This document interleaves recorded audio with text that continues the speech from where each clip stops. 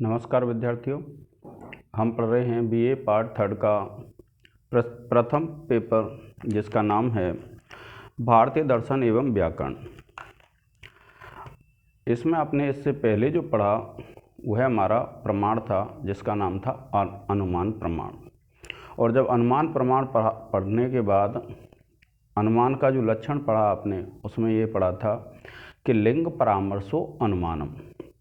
तो लिंग परामर्शो जो अनुमानम है, तो लिंग के परामर्श को अनुमान कहते हैं। तो ये जो लिंग शब्द आया था, इसके तीन भेद कर देते हैं अन्नम भट्ट।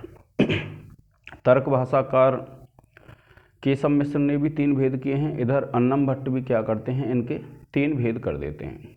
तो अब अनुमान के जो दो भेद थे, स्वार्थानुमान और परार्थानुमान, उनको भी हम पढ़ चुके हैं। और आज जो पढ़ेंगे वह पढ़ेंगे हम लिंगम त्रिविधम। जो लिंग होता है वह तीन प्रकार का होता है। एक अन्वय व्यतिरेकी, दूसरा केवलान्वयी और तीसरा केवल व्यतिरेकी। तो जो एक हेतु होता है, देखिए क्या कहा है, लिंगम त्रिविधम अन्वय व्यतिरेकी केवलान्वयी केवल व्यतिरेकी च। कि लिंग जो होते हैं वो तीन प्रकार के होते हैं। एक अन्वय व्यतिरेकी, केवलान्वयी और केवल व्यतिरेकी। तो लिंग क्या किसको कहते हैं? लिंग कहते हैं जिससे किसी की पहचान हो। जैसे जो अग्नि वाला उदाहरण पढ़ा हमने, यत्र यत्र धूमः तत्र तत्र अग्निति, तो उसमें जो धुआं है वो क्या है? अग्नि का लिंग है। क्यों? क्योंकि जो धुआं है उससे ही हमको ये पता चलता है कि पर्वत में अग्नि विद्यमान है। तो यत्र यत्र धूमः तत्र तत्र अग्निति। तो इसमें क्या है कि जो धुआं है वो लिंग है। अब जो लिंग होता है वो कितने प्रकार का होता है? तीन प्रकार का। तो क्या कहा? अन्वय व्यतिरेकी। तो पहला जो भेद होता है वह तो होता है अन्वय व्यतिरेकी, दूसरा भेद होता है केवलान्वयी और तीसरा भेद होता है केवल व्यतिरेकी। तो अब यहाँ पर जो प्रस्तुत किया है वो क्या है? अन्वय व्यतिरेकी हेतु। अन्वय व्यतिरेकी हेतु उसको कहते हैं जहाँ एक के पाए जाने पर दूसरा निश्चित रूप से पाया जाए, वह होता है अन्वय। कैसे? जैसे हम धुआं देखते हैं और धुआं देखने के बाद हम ये निश्चित रूप से निर्णय कर लेते हैं वहाँ पर अग्नि होगी। आपने पढ़ा है यत्र यत्र धूमः तत्र तत्र अग्निति, यानी जहाँ जहाँ पर धुआं होगा वहाँ वहाँ पर अग्नि होगी। यह जो ज्ञान है, यह जो लिंग है, यह जो हेतु है, वह कौन सा हेतु है? अन्वय। और व्यतिरेक, जहाँ पर अग्नि नहीं होगी वहाँ पर धुआं भी नहीं होगा। यानी एक के अभाव पाए जाने पर जहाँ दूसरे का अभाव निश्चित से पाया जाए उसको कहते हैं व्यतिरेकी। व्यतिरेक का अर्थ होता है अभाव। तो क्या कहा है, देखिए, अन्वयेन व्यतिरेकेण च व्याप्ति मद। अन्वयेन तो अन्वय से, व्यतिरेकेण व्यतिरेक से, च कहते हैं और, यानी अन्वय और व्यतिरेक से व्याप्ति मत, जो व्याप्ति युक्त होता है अन्वय व्यतिरेकी। यानी जिसमें अन्वय से भी व्याप्ति हो जाए, जिसमें व्यतिरेक से भी व्याप्ति हो जाए, उसको कहते हैं हम अन्वय व्यतिरेकी। कैसे? यथा वहनौ साध्य।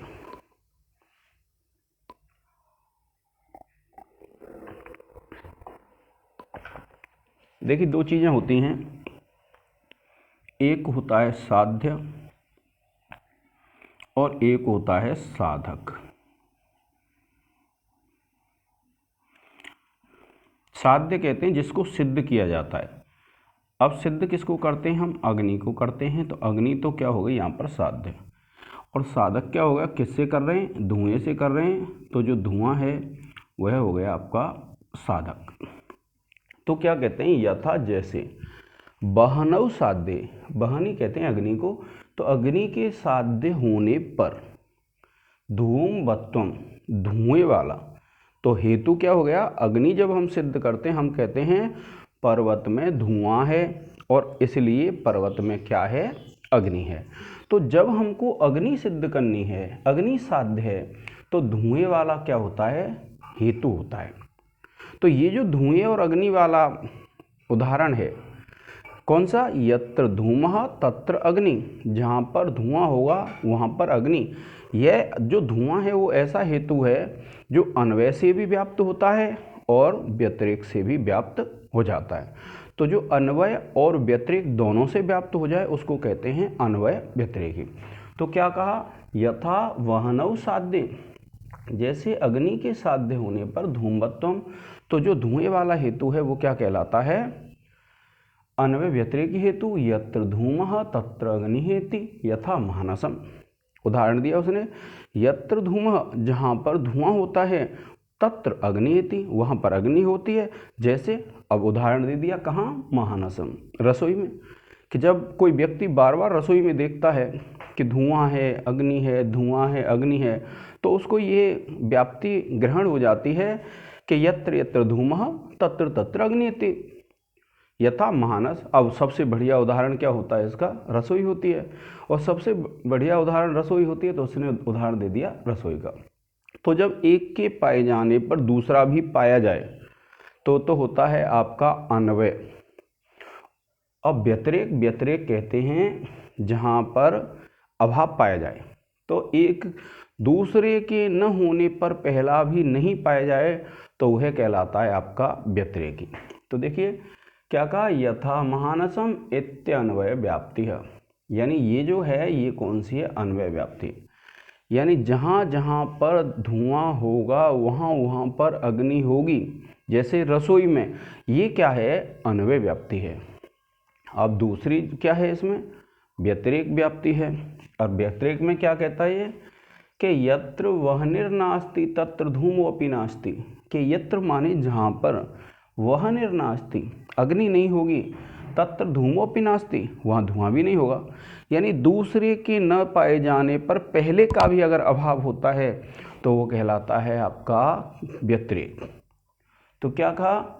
यत्र वह्निर्नास्ति तत्र धूमोऽपि नास्ति, कि जहाँ पर अग्नि नहीं होगी वहाँ पर धुआं भी नहीं होगा।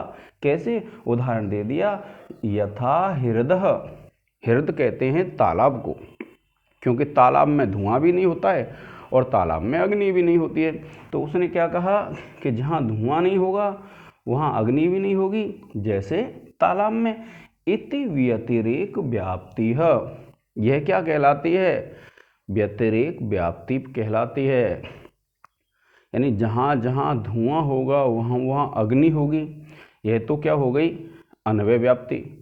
और जहाँ जहाँ धुआं नहीं होगा, जहाँ जहाँ अग्नि नहीं होगी वहाँ वहाँ धुआं नहीं होगा, यह हो गई आपकी व्यतिरेक व्याप्ति।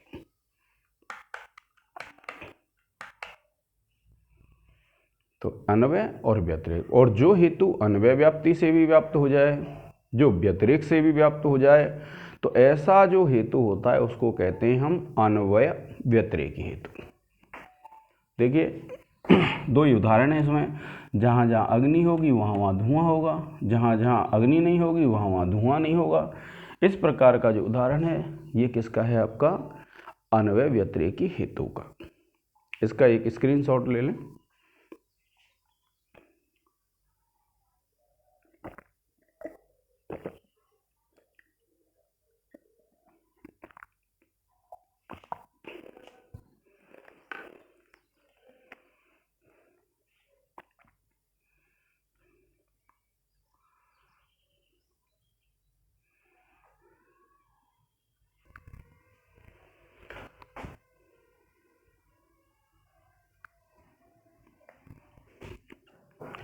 अब देखिए दूसरा जो हेतु है हमारा, दूसरा कौन सा हेतु है?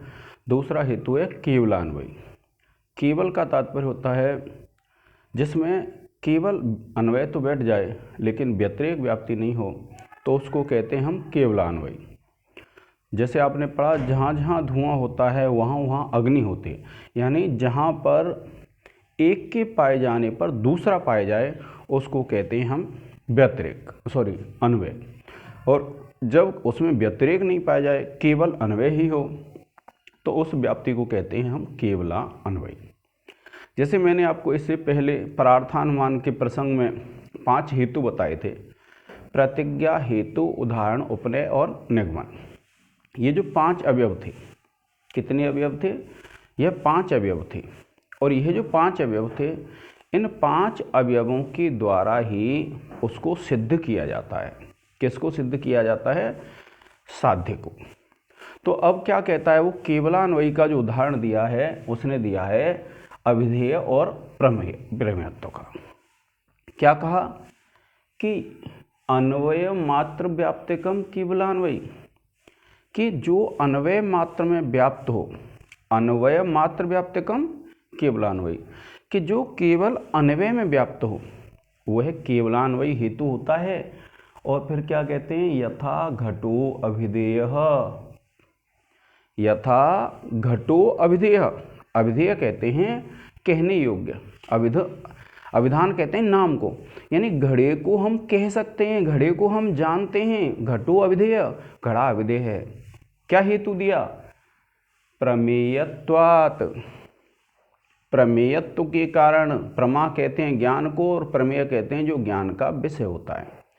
तो क्या कहा, यथा घटो अभिधेय, कि जैसे घड़ा क्या होता है, अभिधेय होता है, प्रमेयत्वात्, ज्ञान का विषय होने से, प्रमेय होने से। और कैसे? उदाहरण दे दिया, पटवत, जिस प्रकार से हम पट कहते हैं वस्त्र को जान सकते हैं, उसी प्रकार से हम घड़े को भी जान सकते हैं। इसलिए उसने क्या कहा, घड़ा क्या है? अभिधेय है। और अत्र प्रमेयत्व अभिधेयत्वयोः व्यतिरेक व्याप्तिर्नास्ति, कि ये जो उदाहरण दिया है, कौन सा? प्रमेयत्व और अभिधेयत्व वाला, इसमें व्यतिरेक व्याप्ति नहीं होती है। और सर्वस्यपि प्रमेयत्वाद अभिधेयत्वाच्च, क्योंकि सभी जो प्रमेय होते हैं वह अभिधेय होते हैं। अभिधेय का मतलब होता है जिसका हमको ज्ञान है, हम उसका अभिधान जानते हैं, हम उसका नाम जानते हैं।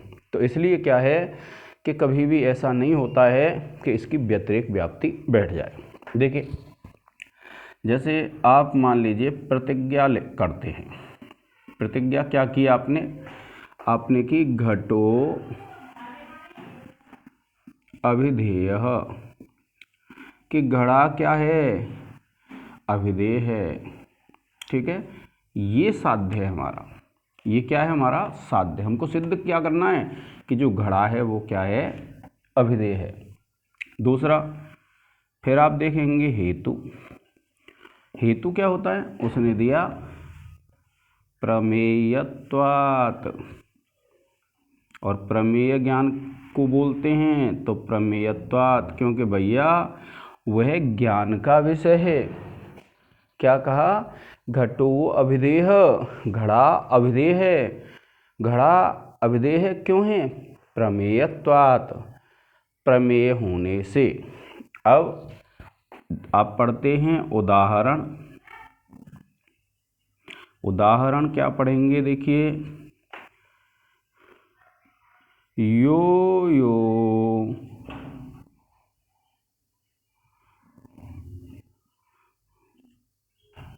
प्रमेयः सह अभिधेयः,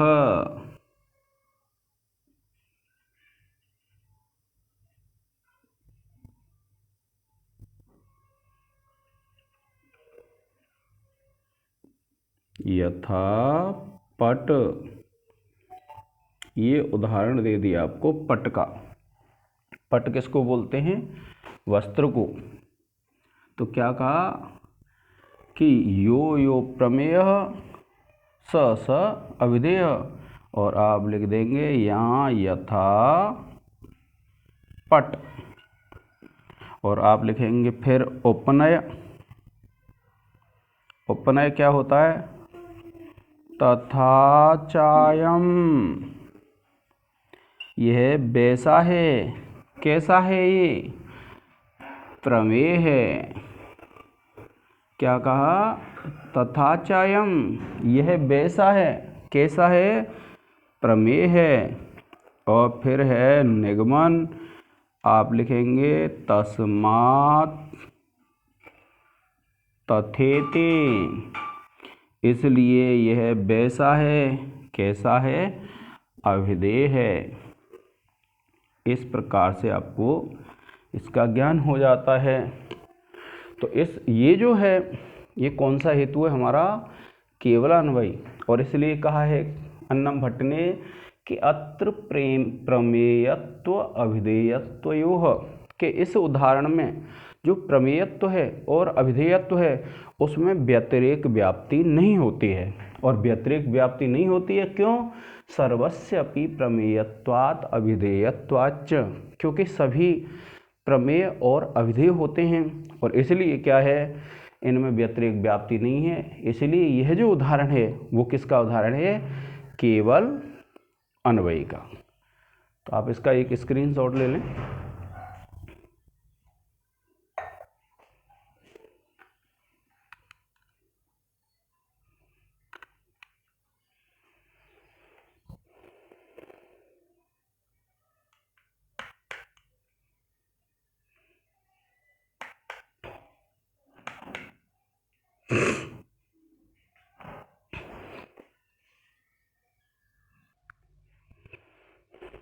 अब देखिए विद्यार्थियों,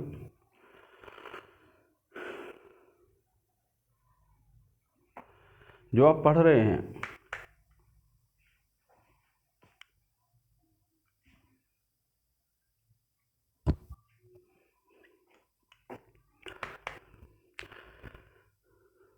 ये है हमारा तीसरा हेतु जिसका नाम है केवल व्यतिरेकी। तो देखिए कवि क्या कहते हैं कि व्यतिरेक मात्र व्याप्तिकम केवल व्यतिरेकी, यानी जो व्यतिरेक मात्र से व्याप्त हो वह हेतु कौन सा कहलाता है, केवल व्यतिरेकी। तो क्या कहा, व्यतिरेक मात्र व्याप्तिकम केवल व्यतिरेकी, कि जो हेतु व्यतिरेक मात्र में व्याप्त हो उसको कहते हैं हम केवल व्यतिरेकी। और कैसे, यथा जैसे पृथ्वी इतरेभ्यो भिद्यते, कि पृथ्वी दूसरे जो द्रव्य हैं उनसे भिन्न है। क्या कहा कि व्यतिरेक मात्र व्याप्तिकम केवल व्यतिरेकी, कि जो व्यतिरेक मात्र में व्याप्त हो उसको क्या कहते हैं, केवल व्यतिरेकी कहते हैं। यथा पृथ्वी इतरेभ्यो भिद्यते, कि जैसे पृथ्वी है वो जो अन्य पदार्थ हैं उनसे क्या है, भिन्न है। और क्यों, गंधवत्वात्, ये हेतु दे दिया गंध वाली होने से। और यदि इतरेभ्यो न विद्यते, अगर दूसरों से भिन्न नहीं होती, न तद गंधवत, तो वह गंध वाली नहीं होती। यथा जलम, जैसे जल गंध वाला नहीं होता है, न चेयम तथा, इसलिए ये वैसी नहीं है, कैसी नहीं है, गंध से रहित नहीं है, इसलिए न तस्मान न तथा इति, और इसलिए यह दूसरों से भिन्न है। तो देखिए आप देखेंगे जैसे आपने लिखा प्रतिज्ञा, ठीक है, प्रतिज्ञा क्या है कि पृथ्वी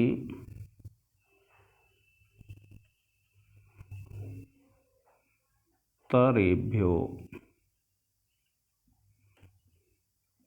भिद्यते, कि ये जो पृथ्वी है वह जो दूसरे पदार्थ हैं उनसे भिन्न है। ठीक है, हेतु दिया, हेतु क्या भैया, क्यों है भिन्न, तो आप बताएंगे गंधवत्वात्, क्या है, गंधवत्वात्, क्योंकि ये जो पृथ्वी है वह गंध वाली है, इसलिए जो दूसरे द्रव्य हैं कौन से, अग्नि जल वायु तेज, इन सब से क्या है, पृथ्वी भिन्न है। और पृथ्वी क्यों भिन्न है, क्योंकि उसमें गंध होती है। अब उदाहरण देंगे आप, उदाहरण क्या होता है, देखिए उदाहरण दे रखा है, यदि इतरेभ्यो न भिद्यते, यदि दूसरे पदार्थों से भिन्न नहीं होती, न तद गंधवत, न तद गंधवत, अगर वह दूसरे पदार्थों से भिन्न नहीं होती तो वह गंध वाली नहीं होती। कैसे, उसने कहा यथा जलम, जैसे जल। जल क्या होता है? जल में गंध नहीं होती है, और गंध नहीं होती है तो वह उनसे भिन्न भी नहीं होता है। अब देखिए, फिर उसने दिया उपनय। उपनय में क्या कहा? देखिए, उपनय में ये है न चेयम तथा, न चेयम तथा, यानी यह वैसी नहीं है, कैसी नहीं है, गंध से रहित नहीं है। और फिर देता है, देखिए, तस्मान,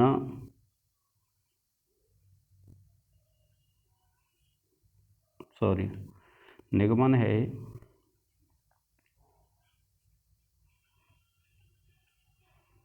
और निगमन है तस्मान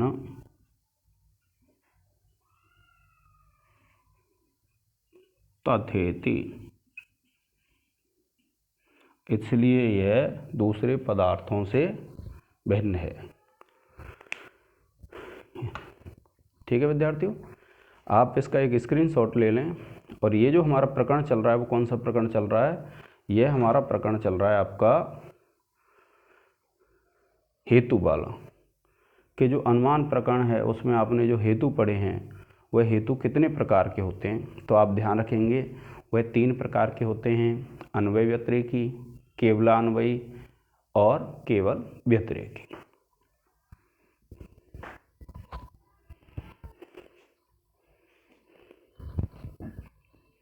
तो आज के इस लेक्चर में विद्यार्थियों इतना ही। जय हिंद, जय भारत।